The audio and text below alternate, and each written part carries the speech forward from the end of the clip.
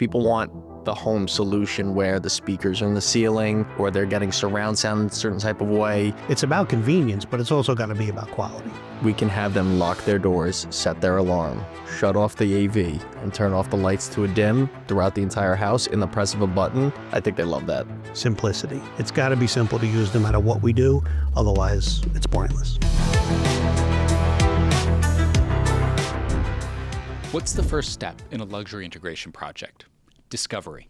Finding out what the end user needs and wants and informing them of solutions they might not even know about.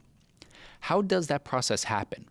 We'll get all the details from Joe and Joey Calise, a father and son team that's at the heart of the family business Sights-N-Sounds. In this episode, we'll cover making those initial contacts and developing leads, that first conversation, the modern client and their expectations, the smart home system of 2026, and what's it like to run a true family business.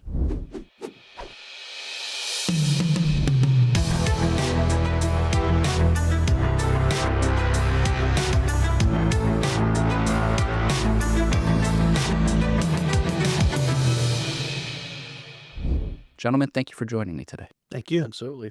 So we're super excited to dive into, there's a lot of topics to talk about. And often when you talk about family business, one of the biggest things is how are you bringing in customers? How are you keeping that flow of business kind of consistent, right? And as a family business, that's probably the most important thing. Or am I making that up, Joe?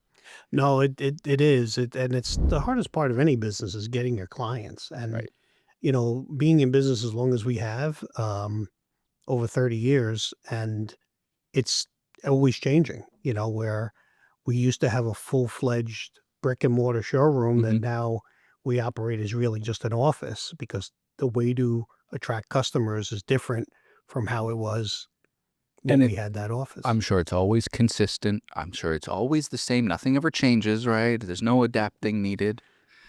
It's in a perfect world. Yeah, exactly, right? But that's the one thing that's for certain, right? Is that certainty is uncertain. So that's a big thing. As a family business, you don't have a lot of the resources that corporate America kind of offers in terms of departments that are dedicated individuals that focus on X, Y, and Z. So as a family business, how are you kind of tracking down your clients? How are you finding who's the right people that you can work with and that want to work with you? Well, I have a very strong relationship in the interior design community. I serve as vice president of the Interior Design Society. Joey is also on the local board, the Long Island chapter. And that was always, to me, the heart of how to attract the next client through the interior designer or the community itself, which includes builders and contractors and architects. When Joey came to work with us, he started to bring to the table the importance of social media. While I always focused on social media, not enough. Yeah. And Joey has brought our social media presence to a whole nother level. And I think in today's world, that was perfect timing for that. I think as sort of like to adapt to the way marketing needs have changed. I think being a part of the Interior Design Society is huge, and we're able to establish relationships there. But to pick and choose who our clients are on social media, it seems very easy because you get people so excited when you're talking about a good product. They want it, they're willing to invest into it, and you just know that they're going to be wanting to use that product as well. So do you find social media as a good way of calibrating of if someone's the right client for you guys? Like by the time you're having a conversation with them, how much do they usually know about you and your business? I think that.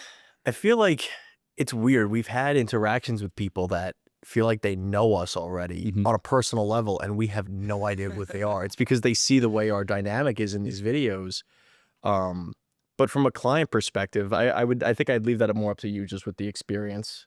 Yeah, you try to feel them out, really what they're looking for, and sometimes they're just looking for answers, and that's fine. We would give them some suggestions, and from if they perceive us as experts, which is what we're trying to get the point across, then we're happy to give them our opinion. But everybody has opinions, so they may agree, they may not. But when you have that special client that reaches out and talks about their product, their project coming up, and they know that they want to deal with somebody with the dynamics that we show. Mhm. We show real dynamics. We're very real in our social media posts, and we keep it real so people will know when they meet us that's going to be the same persons. Is he doing the pun on purpose of keeping it real as you're think so. seeking I think reals? so.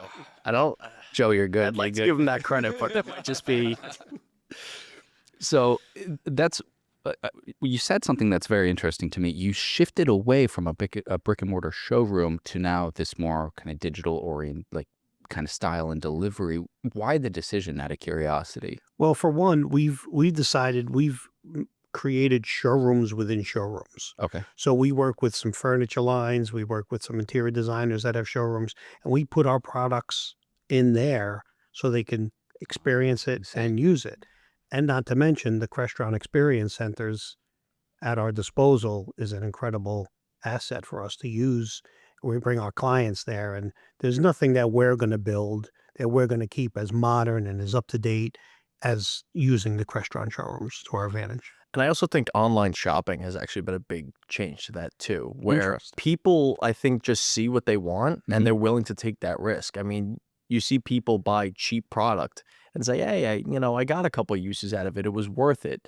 Meanwhile, if we have a certain perspective of technology or even just products as a whole in a social media video, especially if it's in use in someone's house Mhm. or someone's project, they're more apt to just say, okay, I trust you, rather than just taking a whim and buying it. I think there's a little bit more of a relationship there for online shopping.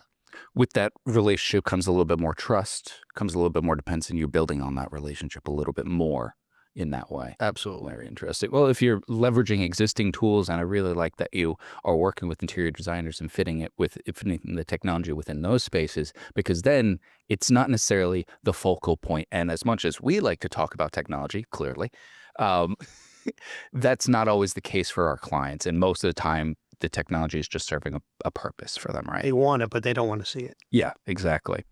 So because you guys don't necessarily have a physical space of your own, or you're using some other ones, where do you guys like to set that first conversation, that initial meeting with a client? Is it over the phone or is it, in person? What's your favorite approach, I would say?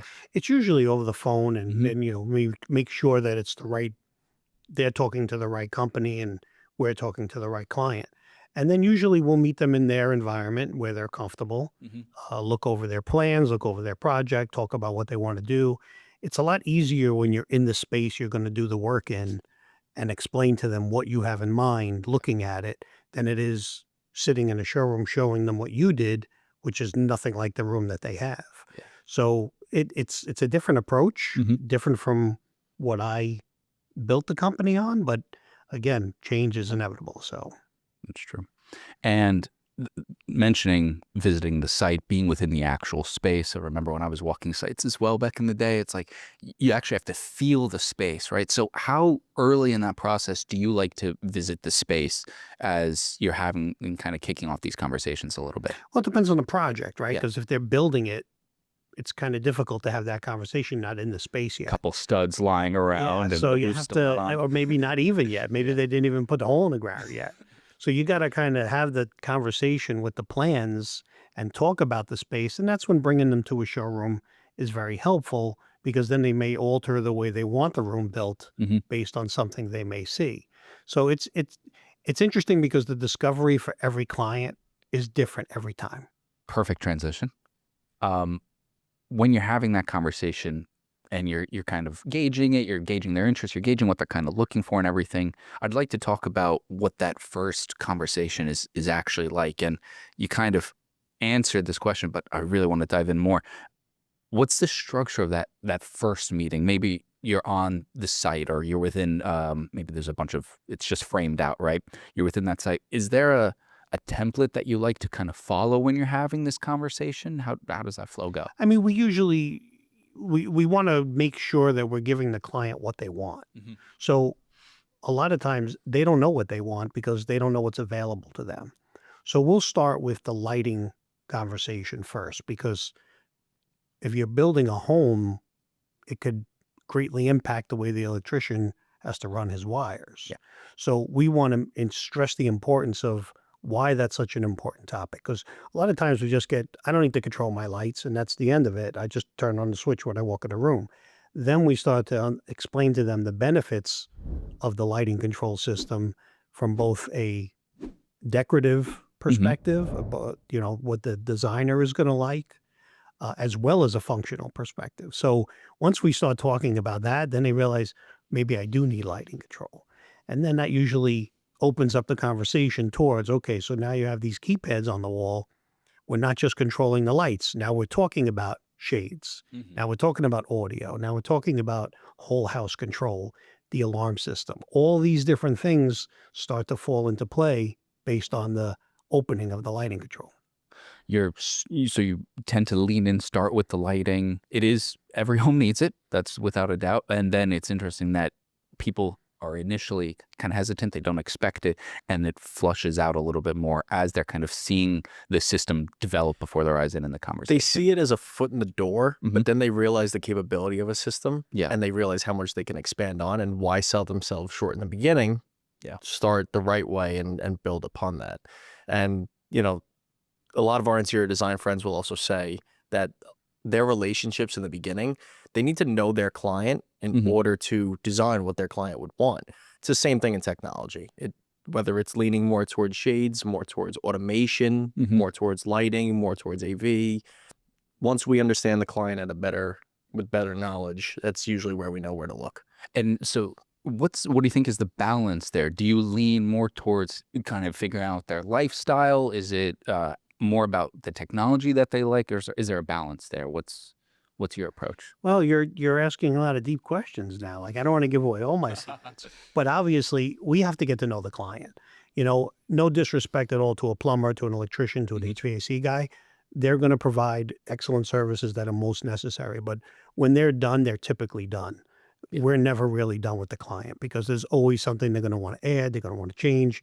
And really, it's part of their everyday lifestyle. So we tend to want to develop a relationship with our homeowners because that's where we'll understand the best of how they live and what they expect in their home. And we can only give them that if we know that. So sometimes the designer or the person in charge with the building is like the medium person. And I don't like that. I'll do it, but I really want to talk to the homeowner directly because we've had that in the past. And then the homeowner was mad. Well, how come I don't have a light switch over here?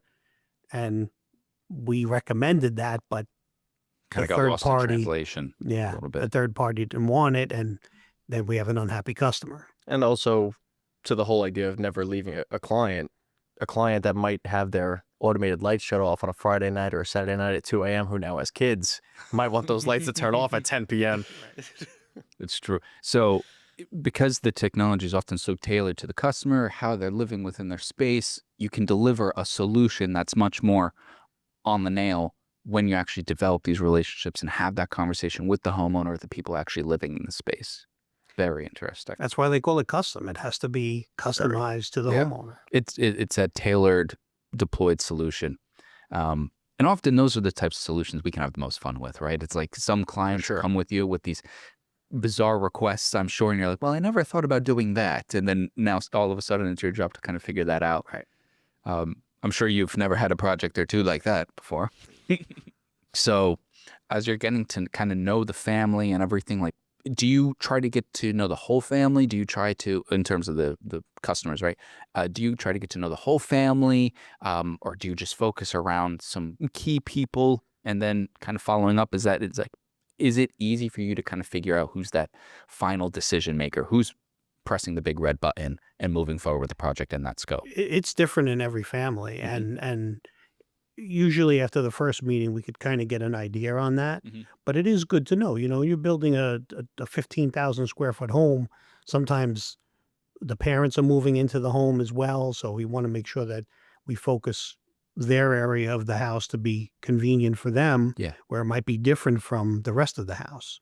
So obviously the children, they don't have much say in the matter, but we want to, if a certain child has certain special needs or something that's important to them, we want to make sure that we give them everything they're looking for. Absolutely. Or to make sure that they can play their PlayStation in the theater. I think that's a pretty very very critical detail. If we ever get asked that in the field, it's very much like, you should probably go ask your parents first. Don't ask me. I'm not making that decision. They try to weasel out some functionality out of the system that their parents specifically said not to do. Right. That's very good. So when you're kind of having these conversations and you're demonstrating the capabilities of the product, what was like an experience that you had where it's like the aha moment of a demo where you saw the light bulb finally go off for the customer in terms of like, this custom integrated path is the path I want to go down? Do you? I think it's when we show them the benefits of the lighting system tied into other products. Okay. Knowing like, hey, you just got an important phone call and you want to turn down the audio in the room, that the light switch is always going to be where the light switch is, and just press the volume down button or the mute button. And that's key. Most of our clients are business owners, or, they take important phone calls all day. And if they have that immediate moment, it's got to be simple to change the landscape, so to speak. Quick, easy to do, on a dime. I think a big feature that a lot of our clients, especially in these bigger homes, are seeing is we can have them lock their doors, set their alarm, shut off the AV, and turn off the lights to a dim throughout the entire house in the press of a button. And them knowing that their house is secure and tucked away for nighttime, I think they love that. Nice and easy for them. You're no longer considering, oh, did I turn that hallway lights off or anything like that, right? You're at peace, everything. That's a good point. So as you're kind of discovering the clients, their needs and everything, one thing I'd really like to talk about is the client of 2026, right?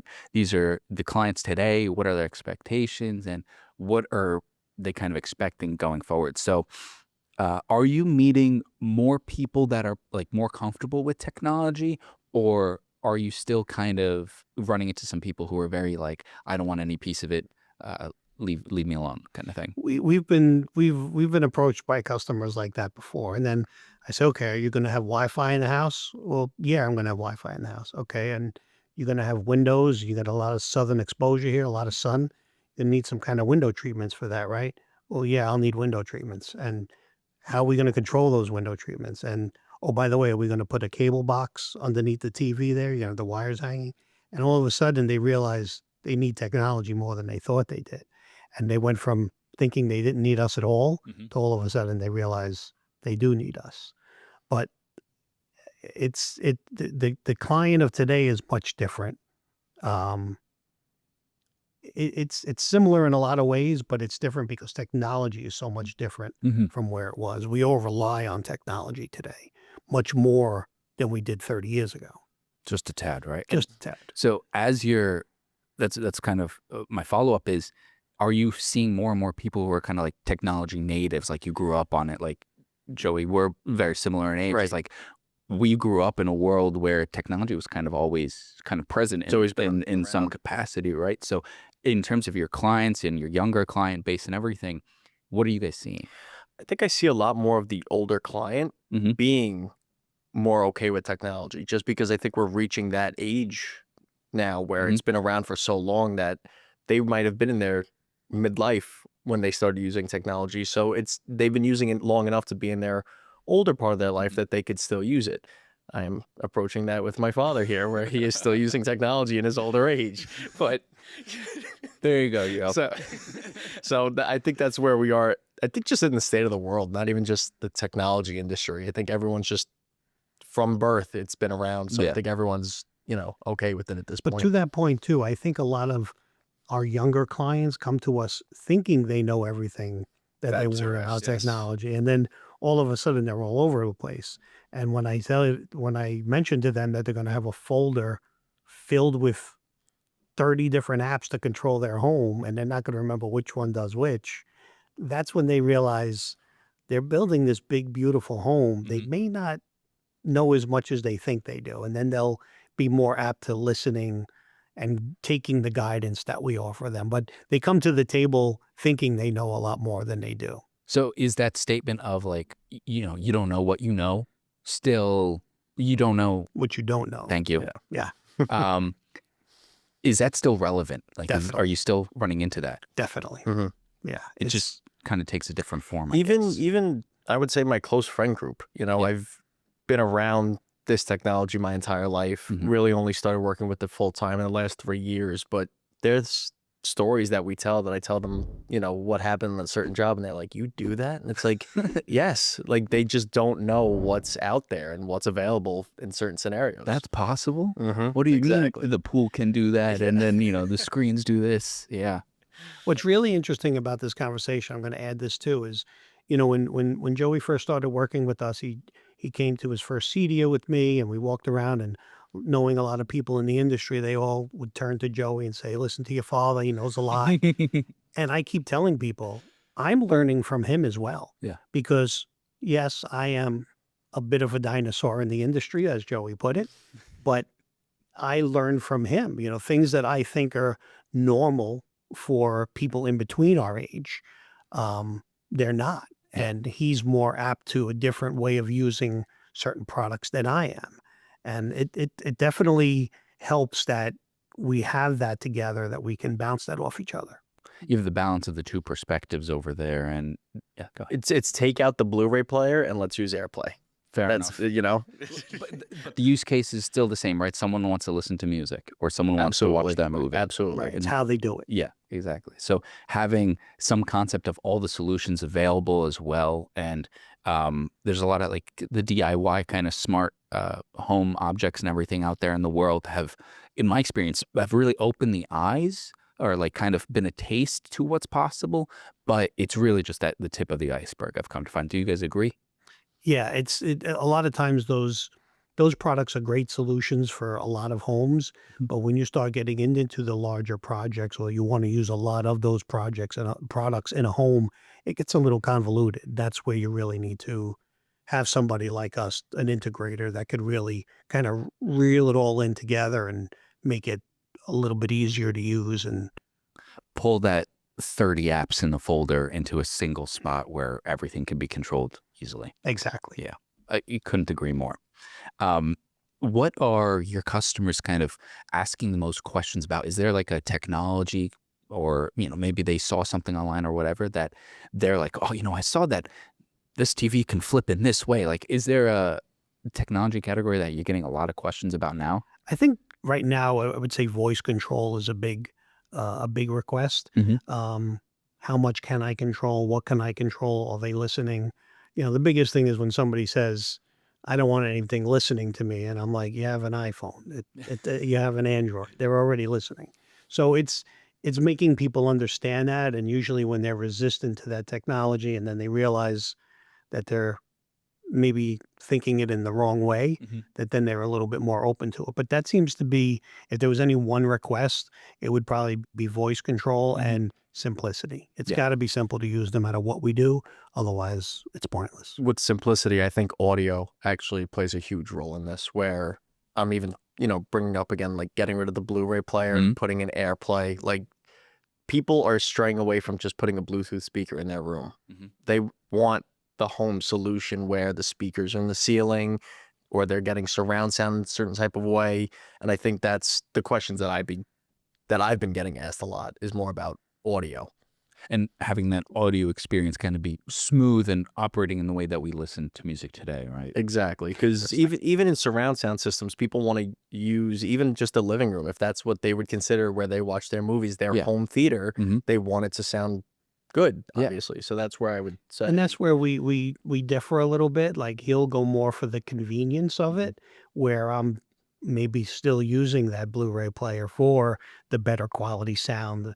Maybe, instead of streaming a movie, we're watching it on a Kaleidoscape player because it's going to be a higher quality, higher level of audio and video. And that's what we're all about. It's about convenience, but it's also got to be about quality. My generation has TikTok brain, so I'm just trying to make it easy for everybody. It needs to do this in 3 seconds, literally no longer. But that's the balance, right? It's how do you balance that quality to that convenience, right? Or how can it be easy to do, but still sound and look great? And then it's educating the client to make sure that they understand what's more important to you, the higher quality or the convenience, or both. When you want something quick and easy, we're going to use it this way. When you want to sit down, watch that movie in your theater, then we're going to use the Kaleidoscape player or something similar to that that's going to be of higher quality. Yeah. And talking about educating the client, it's like once you kind of go down the rabbit hole of like bit rate, right, between streamed and like a Blu-ray kind of thing. Bit rate, by the way, for the audience who may not know, is just like the basically the bandwidth of the piece of medium, right? So higher bit rate is more pipe and more throughput for the quality, and more or less, right? It's a good way to explain it. Yep. And so once you start going down and having that conversation with the client, you can gauge, hey, is this something that they're going to appreciate? If like a Kaleidoscape goes into the space and they see the quality and how that stacks up to even 4K Netflix, those are two different worlds for what many consumers probably think are the same thing. Right. And most of the time it looks the same to me. But if you really show it to them and then they can see the difference, then they'll understand and appreciate it. I think this goes full circle to knowing your client, because when we have a client that they want to stream the Disney Plus, 4K IMAX look, it's going to look good to the average user. Yeah. But for someone that's really going to be that movie aficionado, they're going to want the Kaleidoscape for sure. Yeah. Someone who wants that best of the best kind of experience. That could and actually everything. tell that difference. Yeah. And educating the client, it's like a good sound of speakers, right? Once you get used to it, once you kind of cross that line, you look back and you're like, what was I looking at? Well, look at all those big blocky blacks in this dark scene and everything. So if you see that in your streaming, that's what bad bitrate looks like. We'll return to our conversation in just a moment. But first, a quick message. For the first time ever, residential training is coming to Crestron Masters. We've designed residential courses that help certified designers deepen their knowledge of Crestron technology and apply that expertise to advanced system design. Attendees will be able to mix and match residential and commercial sessions, tailoring their master's experience to match the way they actually do business today. Join us in San Antonio, November 10th through 12th. Find out more at crestron.com/masters. Now, back to the show. So we're talking about the systems of 2026 and all the kind of the technology into it. So I'd like to dive into that a little bit more. What are the solutions or systems that are like the most popular, the must-haves? You touched upon kind of getting your foot in the door with lighting earlier. Is that probably the number one kind of starter for the system? What are the things are customers really looking for? Well, they want to make sure, everybody wants to have TVs in their home. And then am I going to see any wires? That's always a big question. So we have a lot of different solutions for a lot of different scenarios where at the end, they're going to have one remote control, one TV, and, maybe we'll have speakers in the room, maybe not, but it's going to be about the look. I think the look is so important today. If we went back 30 years ago to have a cool pair of tower speakers in your room was really cool. Nobody wants to see that today unless you have a dedicated room for it. Now, if you have a dedicated room for it and that's what you love, that's going to be something we get asked, but it's less and less of that today. It's more about, is it going to be easy to use? Is it going to look clean? Real estate on Long Island's tough. There's no room for tower speakers anymore. Yeah, this whole like the tri-state area, Jersey, New York, everything else in between, it's tough for sure. So that's a very interesting answer, because it's not necessarily, there's a category of product that is a must. Like everyone has these levels of technology, but it seems like no matter what those systems are, they need to look good and they need to fit conveniently and comfortably within the space and still be usable to the customer. It has to be, it has to look good. It has to sound good. It has to operate good. It has to be easy to use. So it covers, if you think about that, covers all the bases of a family, right? So typically, not all the time, but typically the husband might want one thing, the dad might want one thing, the quality, the surround sound, the wife wants it to look right and it has to fit in the space.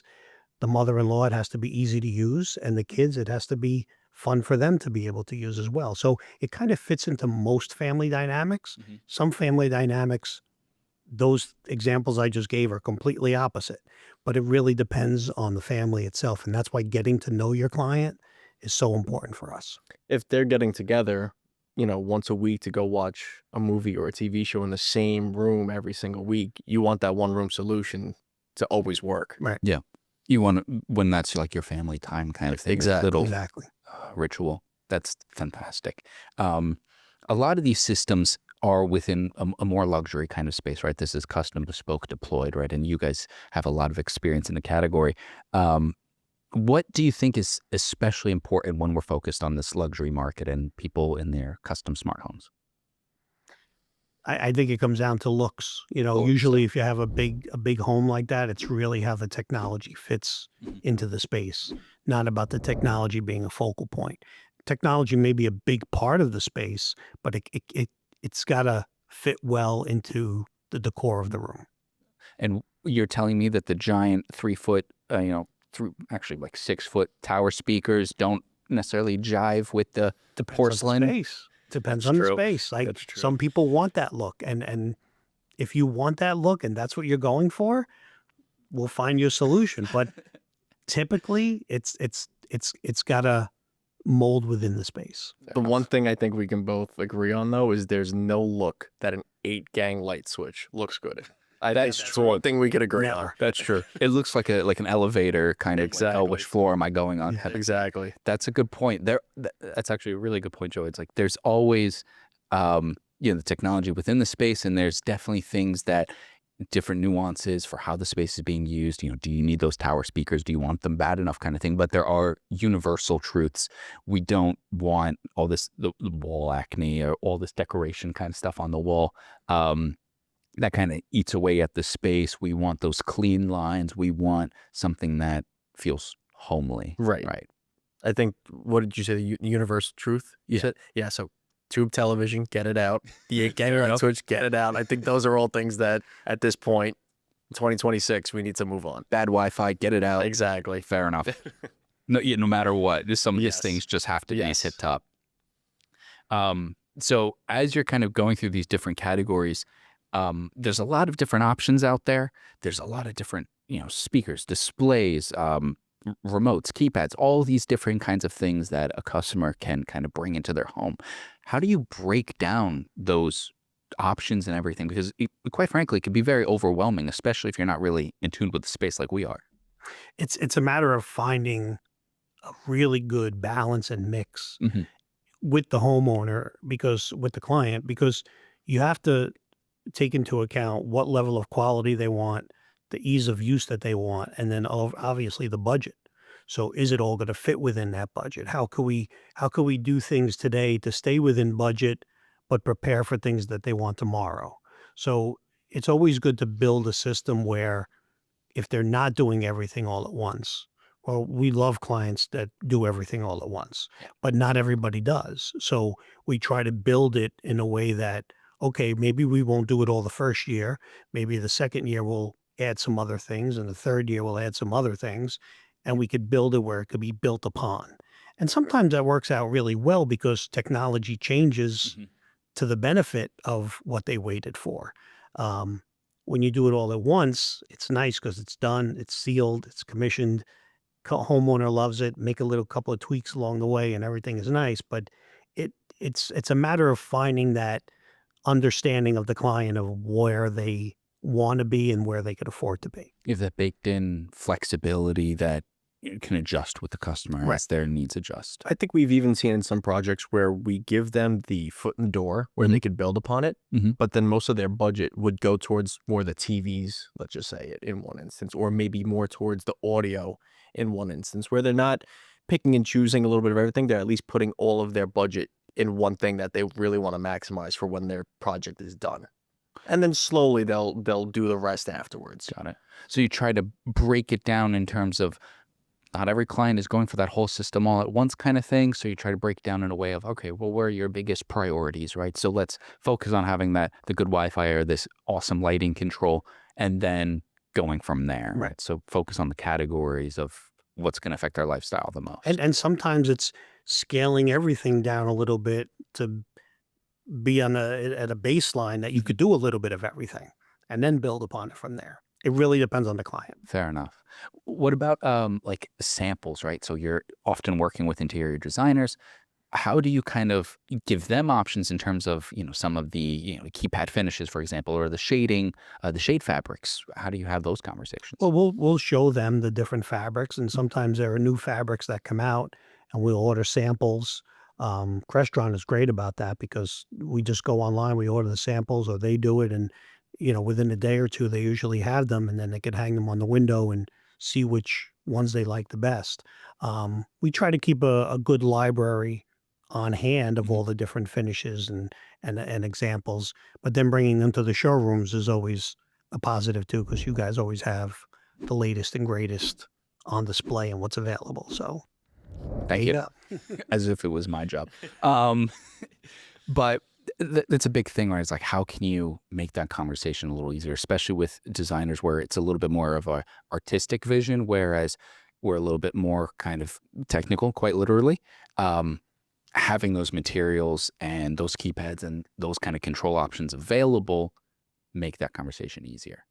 And it's funny, they don't usually say, "What do you think about your," if if they're trying to choose between two fabrics, they're not asking us what we think because we don't. That's not our job. Like it's your job Yeah. to pick out the fabric. You do that, I'll deal with the Wi-Fi and everything else in between. There you go. So as you're kind of tackling and building out these conversations with designers and everything, you mentioned that you're part of the Interior Design Society, right? So what kind of spurred on that step and that growth for you personally? And then Joey, we'll get to you, but also what's your experience been like in your local chapter? So I started out just as a member, and one of the president at the time came up to me and said, "You'd make a great treasurer." All right, who, me? I didn't know anything about being Sure. treasurer of an organization, but we like to say I was voluntold. That's our good one. term that we use a lot in IDS. And I was brought in as treasurer, and I helped clean up a few things that needed to be cleaned up at a time where IDS we really didn't have a lot of good processes. I mean, it was about 15 years ago. So we got that going, and then I just stayed on as treasurer for a little bit, and just the natural progression, vice president, president, and then past president. And then I was asked to be a part of the national board, which I was pretty honored to do. And I serve proudly with the Interior Design Society. I meet a lot of interior designers throughout the country, a lot of other trades. We go to our national conference, and I get to meet other integrators that are part of IDS at the national conference. So it's nice. We've made a lot of good relationships, and we've made as my involvement with IDS has created more relationships outside of IDS. Some people that are not even involved with IDS, but they are aware of my relationship with IDS, and it builds other relationships. It sounds like building relationships with that interior design community has served you very well in terms of developing not only your perspective, but your network. It's definitely built on my network. It's definitely made me a lot of new friends, and it's taught me a lot. I like that I could bring education to them, to teach them. And my role now as vice president of IDS is to serve IDS, but also to try to bridge that gap between the integration world of sights and sounds and everything that we do, and interior designers who know they need to know about it but don't want to deal with it, and try to make that transition and that relationship a little bit stronger. How are you finding that over the past couple of years? Has that conversation become a little easier in terms of the coordination between the technologist and the designer? What I found is I think the designers realize it's something that they have to deal with. Yeah. And now with CEDIA even having more of an expansion on that, and now they have a liaison to the design community, I think it's being more recognized on both sides. I think the integrators always wanted to work with the interior designers, but we always found it was like trying to break down a brick wall. Yeah. But now that the interior designers are realizing the importance of it when they speak to their clients, we want to make them, they don't have to know a lot. I always tell them, you don't need to know a lot to say you offer smart homes, because you know us. Yeah, exactly. So once you know us, all you have to do is introduce us to the homeowner, introduce us to the client, and we'll make you look good. We'll make you look better than you already do to your client. That's a nice touch. You build that relationship and not only reinforce your value to the project, but also reinforce their value as the designer to their client as well, because they have the connections. I always tell them, you could design the most beautiful living room. Mhm. And when everything is all done, there's very little technology in a living room. But when your client sits down and they take out their phone and their Wi-Fi doesn't work, that's going to be a problem. Yeah. So you designed this big, beautiful, expensive room, and I can't sit in here with my Wi-Fi and my phone. Mm-hmm. It's a problem. Where you want to watch the game or whatever, and it just, the controls are not, You get know, the a circle little- spin. Yeah. Oof. That's a tough one. Joey, participating in the local chapter, how have you found it? I know your father's been in the world for 15 plus years, but you kind of starting out, what's your initial impressions and how's it changed? So 3 years ago, when I first started working full time with Sights-N-Sounds, I was about 6 months in, and my dad was telling me about how they actually had an opening for the social media chair. Okay. And quietly raising my hand, I was like, I can do it. Little did I know that would be like the gunshot at the Kentucky Derby. The gates opened. I took it. We did some social media. And just like what happened to him, he was like, you'd be a great treasurer. And now here I am, treasurer of IDS Long Island. And it's been good. I've also made my own relationships as well. Vendors, designers. It's been great. I'm actually co-chairing with a designer. Her name is Amber. And we're co-chairing our annual event, Swatch, this year. So it's a really big gala event, and I'm in charge of it as well as doing, the treasurer position. And it's good. It's a lot of good relationships, and I like being able to host an event like that. Yeah. Knowing that I, kind of put this thing together, obviously with a great team behind. We have a lot of volunteers as well. But it's a very cool organization for sure. You're getting to throw a party. That's what that sounds exactly. like, really. Exactly. And in terms of as it's kind of developed over the past 3 years of you kind of getting more and more into it, are you finding that those conversations are a little easier with designers? Are they being a little bit more receptive, more comfortable with technology? Absolutely. A lot of the friendships I've made, they're around my age, and it's so easy for us to talk, whether it's about Dropbox or whether we're doing Google Docs for the event and everyone being on the same page. It's the talk of tech is much easier for me. Awesome. So as we're kind of shifting scopes here a little bit, the one thing, this is a personal question. I wrote this one. Home theaters, right? I remember I loved home theaters, grew up with one, and I always enjoyed the experience of like, I'm going to go watch my favorite movie or whatever, or I'm going to watch like this big sporting event, whatever, and it's a dedicated space. Are you still finding like home, like cinema theaters, like the classic row seating and everything still being super popular? Or is there kind of a shift to have like a multi-use space with a really cool screen and speaker setup? I think it's both. I think we're still doing a lot of multi-purpose rooms where it doubles as a theater and a playroom, so to speak, where they could have it open. Maybe the back is open to a whole nother section of the basement. Sometimes it's open or it can be closed off. We recently did a project that was a golf simulator and a home theater in one room. And then we recently did another project with a huge home theater, multi-row seating, and not in a basement. Sometimes these rooms are more used when they're in the living space, more part of the living space than just thrown in the basement in a space that you weren't going to use anyway.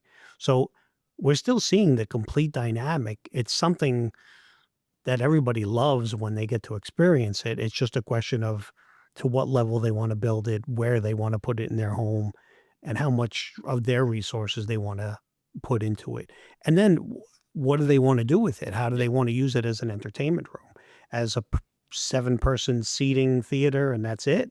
Or is it a multi-purpose room where they could have it open to other space, a pool table, ping pong, and be able to watch the game and be able to enjoy the living space at the same time?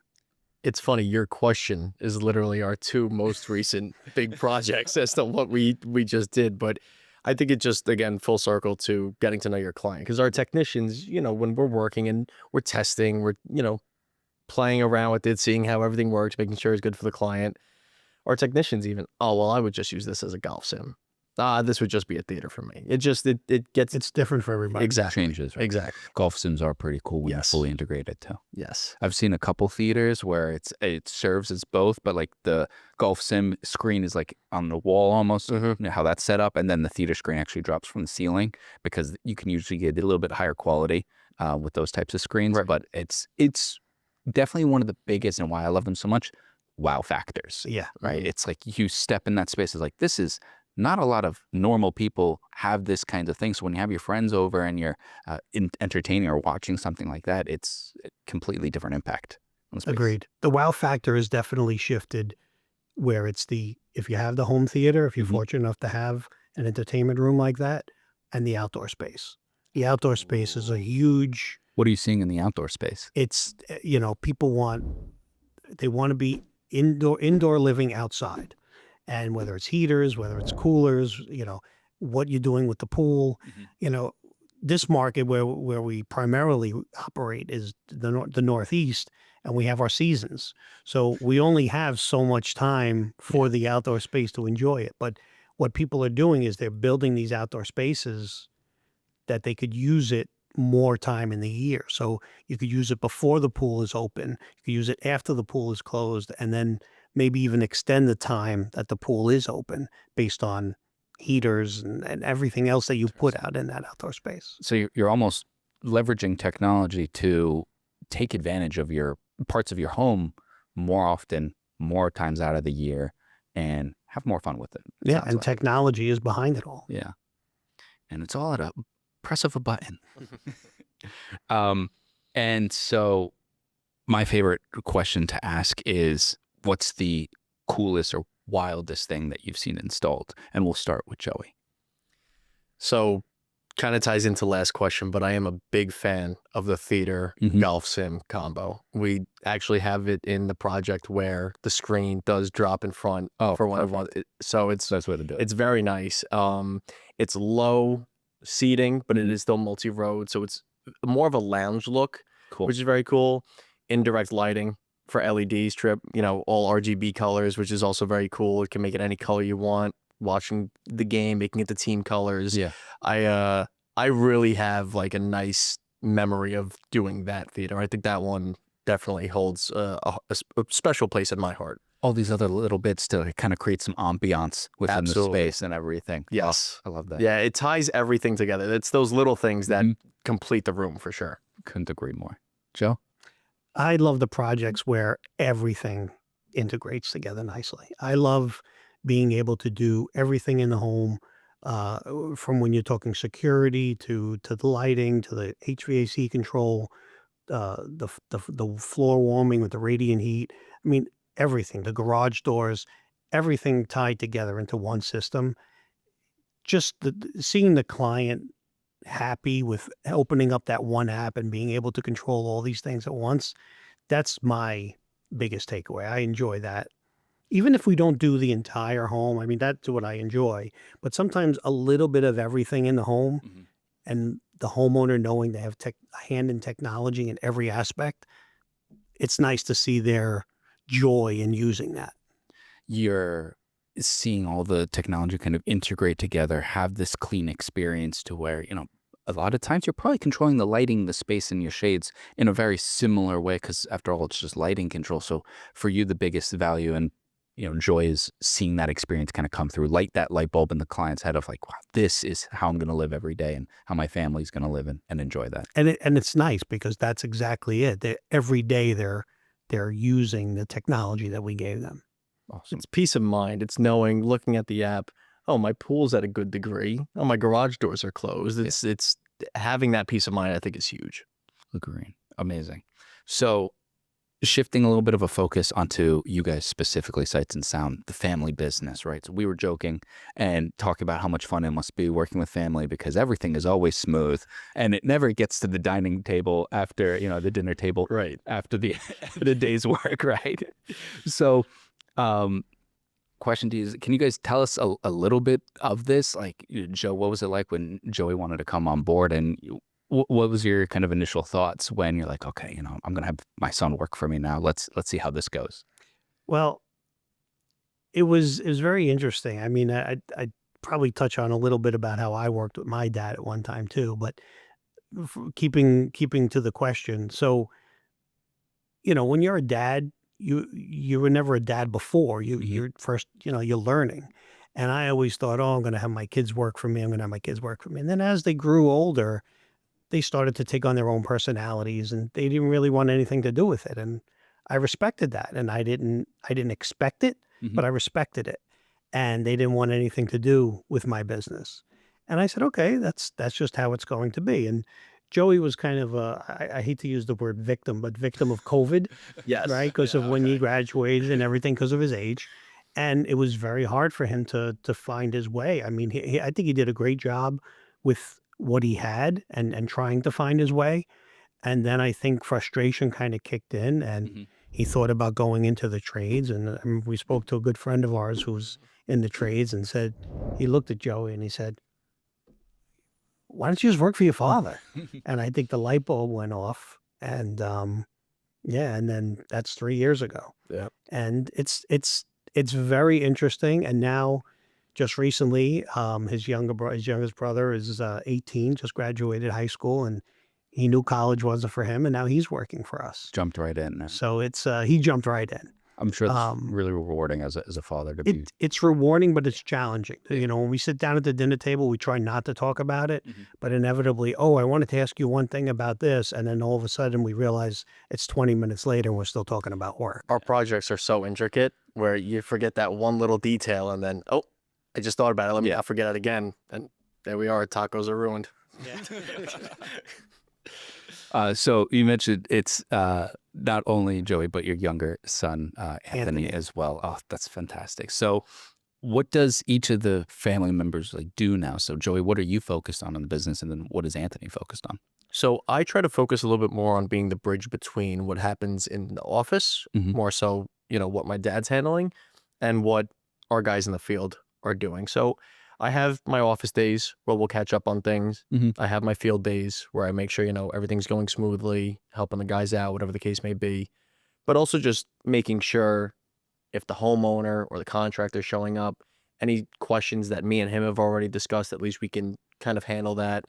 And just being the bridge in between, making sure, hey, we're running low on this material. We need this tool for this job. And just ultimately making sure everything goes smooth.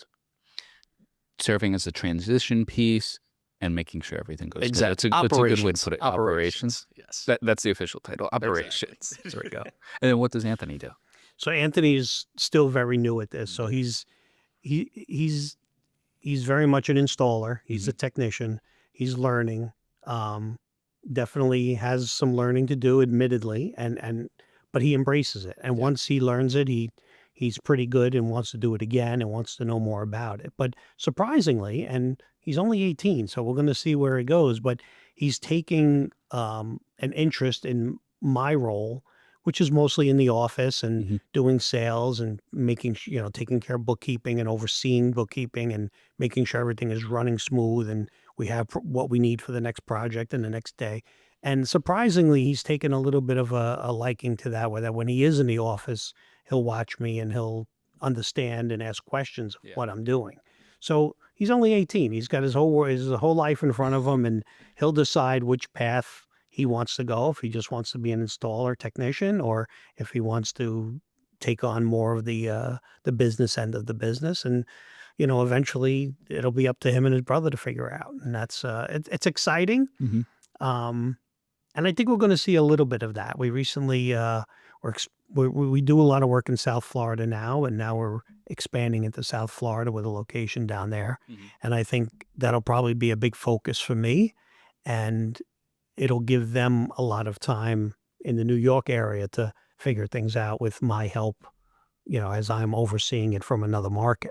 And adjust and pivot as fluctuations within the business happen in terms of priorities and growth and everything, is that your sons will be able to support you in that way.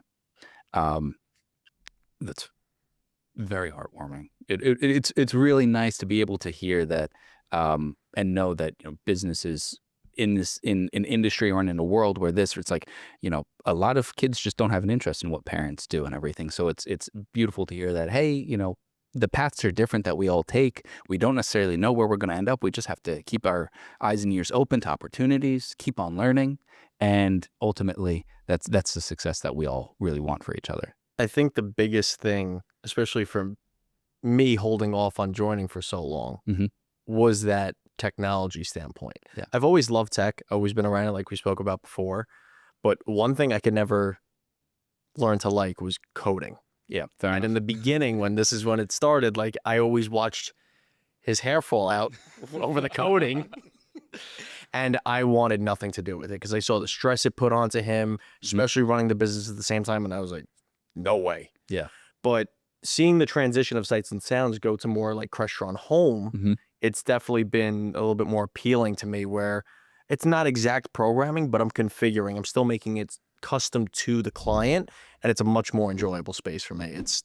You're able to put your mind to it and kind of multitask in the same time. It's helped not only me join, but I think Sights-N-Sounds as a whole as well. Smoother operation and smooth Absolutely. deployment. You don't like being knuckle deep in API tags and everything else? Are you sure? Not a thing for me. It's nice to say I know something more than he does when it comes to technology. For now.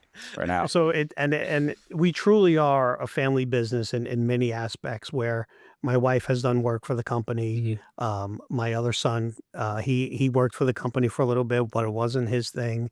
And my daughter actually worked here at Crestron for a little bit. She was an intern. Oh, it's amazing. And she's now in a different career, but she's doing very well too. So everybody's had a little bit of a touch, whether it be a toe or a full jump in.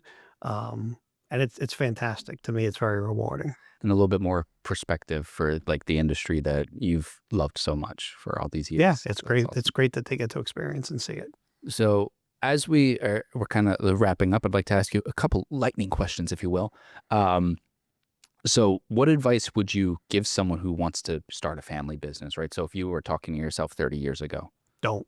No, I'm kidding. I'm kidding. I feel like that's always inevitably the first answer someone gives of like, don't do it. And then what do you actually think? The overall answer is it's a beautiful thing, but you have to have boundaries and you have to understand things. And we've learned that while we do take the conversation home more than we'd like to, we do realize that sometimes we'll just look at each other and say, let's talk about it tomorrow, and just take it out of the equation. Let's enjoy the family time. But it's hard. It's definitely hard. And it's about knowing those boundaries, respecting them. We all cross the line a little bit once in a while, but then one of us will bring us back. And that's what's nice. Sometimes I may go off a little bit on a tangent and he'll bring me in, and sometimes it's the other way around. Overall, extremely rewarding. The trust factor. Yeah. One of the hardest things in business. I mean, I've been very fortunate with incredible employees along the way. And now on top of that, having family work with me, it's very rewarding. And I think the constant conversation goes back to passion, because I think we all care a lot, obviously, about the family business, keeping it going and keep expanding. And I think that's why we just can't shut up sometimes. We're all super passionate about it. Yeah. And you all want to deliver that best-in-class experience to the Exactly. customer. The end result to the client is our goal. Everyone's on that same page. Yeah. Which is great. So in terms of the smart home industry as a whole, what's your feeling on where it's heading, right? Where do you think it's going to be going, and what's the next big thing you think? I think it's going to be AI. I think it's jumping into every single industry. And although it's probably a little unclear as to where it's going to land in our industry, at some point it's going to come out where it's going to be a new standard. At some point it's taking over everything. I think I'm seeing more of the AI in our industry than Joey is, just because of our different roles. But soon enough, he's going to be experiencing it too. I think it has its place. It's just how you choose to use it. Yeah. One of the things that I read a lot about AI, and I try to know as much as I can, being in the technology business, and AI is so smart because of all the information that it's fed. What happens when everybody relies on AI and there's no more new information coming in? Does AI become a little more irrelevant? So it's going to be interesting to see, does it progress or does it go backwards? It's only as good as the information it's fed. That's true. So it's going to be very intriguing to see how AI plays out. I think it's going to be one of the fastest. It already is one of the fastest technologies to emerge and to make a significant difference in any industry in the world, and how we use it to our best advantage is going to be the end result. One thing that's interesting is based off the data that it's fed, right, would yield the results. But where's that data coming from? And do people know where it's coming from and that information of wherever it is and how it's ending up with AI, right? So there's a level of like privacy there as well. So we're definitely kind of all on the same page of like, let's kind of feel this out. Let's explore it. Let's keep up to date with it. And let's develop this in a way that the customers will ultimately want the most, right? A lot of the customers within this space are, and tell me if I'm wrong, are very privacy driven. So I think it's very interesting to see how it develops, but we're excited for it nonetheless, right? We're technology guys. Absolutely. Excited, but at the same time on guard and prepared to be secure about it. You know, no matter what it has to be, no matter how cool it is, it can't be involved in our world if it's not secure. Exactly. And then lastly, like, can you give me the elevator pitch for hiring Sights-N-Sounds? Because I'm building my house next week, and so I'm gonna need some AV. Well, we keep it real. You know, we talk about our relationship. We talk about it being a family business, the experience. I'm very lucky. I have our primary installer. He's been with me about 16 years. Carlos, he's an incredible installer, incredible human being. You know, if we've watched his family grow, he's watched my family grow. He knew Joey when he was, you know, running around with a wiffle ball bat. So it's an incredible team to work with, and that's how we pitch it. We pitch it as we learn on every project. We don't deny that. It's an ever evolving industry, so we're always doing new things. And you know what level you want to take it to is what we're going to work with you within those boundaries. Bring it to that level. Yeah. My pitch to you is when he goes over to your house, he's going to say, somehow we'll get it done. I'll be that somehow. All right. It's Joey's business card just says somehow. So exactly. that's his title. That's going to be his new title now. Perfect. Well, thank you so much, Joe and Joey, for joining me today on the Smarter Spaces podcast. It's been an absolute pleasure to get to know you guys, get to know the Sights-N-Sound business, your philosophy and everything, and your take on this AV industry that we all love so much. So thank you very much, gentlemen. Thanks for having us.